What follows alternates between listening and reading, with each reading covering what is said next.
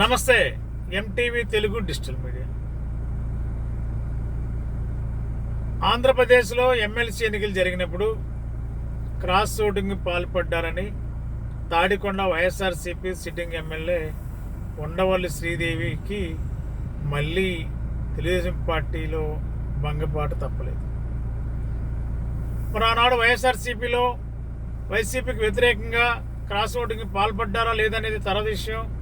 పాల్పడినట్టుగా prove అవుతుందా లేదనేది తేలక ముందే వైఎస్ఆర్సీపీని సస్పెండ్ చేశారు. ఆమె వైఎస్ఆర్సీపీని బయటకు వచ్చారు.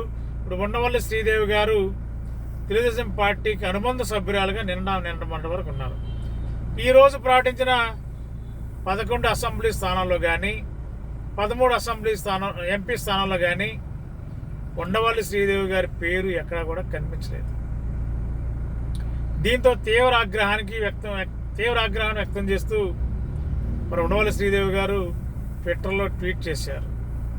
మోసం జరిగింది, రాజకీయాలంటే కుట్రలు మోసాలే తప్ప ప్రశాంతంగా లేదా ప్లెయిన్ వాతావరణం రాజకీయాలు కనపడలేదు. ఇలాంటి రాజకీయ పార్టీలతో ప్రయాణం చేయడం కరెక్టా, అవునా కాదని చెప్పి ఒక ట్రోల్ చేశారు. మరి ఈ నేపథ్యంలో ఆవిడ టీడీపీలో అనుబంధ సభ్యులుగా ఉంటానని చెప్పినప్పుడు కృష్ణా జిల్లా తిరువూరు అసెంబ్లీ ఎస్సీ రిజర్వ్ నియోజకవర్గాన్ని లేదంటే బాపట్ల ఎస్సీ రిజర్వ్ ఎంపీ స్థానాన్ని ఆప్షన్లు ఇచ్చారు చంద్రబాబు గారికి. మరి ఆ రెండింటిలో అక్కడ కాకపోయినా తిరువూరు కాకపోయినా ఎమ్మెల్యే అభ్యర్థిగా కాకపోయినా బాపట్ల ఎంపీ అభ్యర్థిగానైనా ఇస్తారని చివరి క్షణం వరకు వెయిట్ చేసింది ఉండవల్లి శ్రీదేవి గారు. మరి 2 స్థానాలకి వేరే క్యాండిడేట్లు నియమించారు.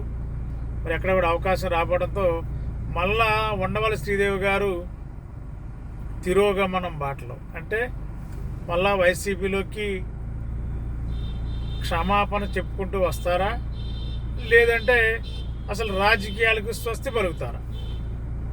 మరి రాజకీయాలంటే కుట్రలని చెప్పి ట్వీట్ చేశారు. మరి ఆ ట్విట్ ఆధారంగానే రాజకీయాలకు దూరంగా ఉంటారా, మళ్ళా వైఎస్ఆర్సీపీలోకి వచ్చి తెలుగుదేశం పార్టీ చేసిన మోసాన్ని ఎండగడతారనేది రేపు ఎల్లుండిలో తేలే అవకాశం ఉంది. ఏదేమైనా రాజకీయ మనుగడ కోసం ప్రజల్లో ఒక విధమైన రాజకీయ హైప్ తీసుకురావడానికి తెలుగుదేశం పార్టీ అధినేత చంద్రబాబు గారు చాలామందికి ఇలాగే టిక్కెట్లు ఇస్తానని చెప్పి పార్టీలో జాయిన్ చేసుకున్నారు. దాని ఉదాహరణే గురుముచ్చు గోపాల్ యాదవ్ గారు.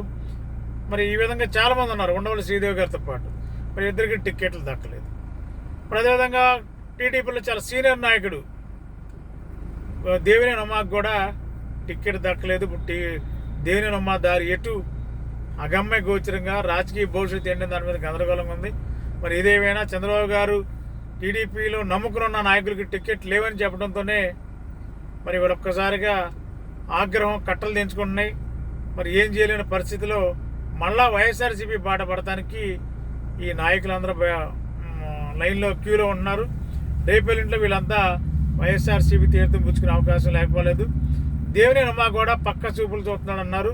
పక్క చూపులు అంటే మిగిలింది వైఎస్ఆర్సీపీ కాబట్టి వైఎస్ఆర్సీపీలోకి వెళ్తారా, అలాంటి అవకాశాన్ని తీసుకుంటారనేది రేపెల్లింట్లో తెలిసే అవకాశం.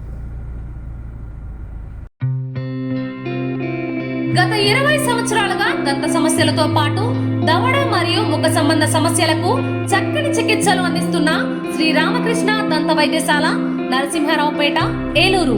ఎమర్జెన్సీస్ లో వాడే ఆక్సిజన్ కాన్సంట్రేటర్లతో పాటు air purifier, UV light steriliser, ULV fogger వంటి పరికరాల ద్వారా పరిశుభ్రమైన వాతావరణంలో చికిత్స అందించబడుచున్నది. ఆర్వీజీ ద్వారా అతి తక్కువ రేడియేషన్ ఉపయోగించి దంత వ్యాధి నిర్ధారణ మరియు రూట్ కెనాల్ వైద్యం చేయబడుచున్నది. డెంటల్ లేజర్ ద్వారా కుట్లు లేకుండా సర్జరీలు, ఇంప్లాంట్స్ కిట్స్ ద్వారా పళ్ళు లేని వారికి ఫిక్స్డ్ దంతాలు, రూట్ కెనాల్ చికిత్సలకు ఎండో మోటార్ వంటి ఆధునిక పరికరాలు కలిగిన నమ్మకమైన డెంటల్ క్లినిక్. అత్యంత ప్రామాణికమైన ఆటోక్లావింగ్ పద్ధతిలో శుభ్రపరిచిన ఇన్స్ట్రుమెంట్స్ వాడడం మా ప్రత్యేకత. దంత సమస్యలకు చికిత్సతో పాటు విరిగిన దవడ మరియు ముఖ ఎముకలకు చికిత్స, ఎత్తు మరియు వంకర దవడలకు కాస్మెటిక్ సర్జరీ, యాక్సిలోఫేషియల్ వంటి చికిత్సలకు చిరునామా శ్రీ రామకృష్ణ దంత వైద్యశాల, వేములపల్లి రెసిడెన్సీ అపార్ట్మెంట్,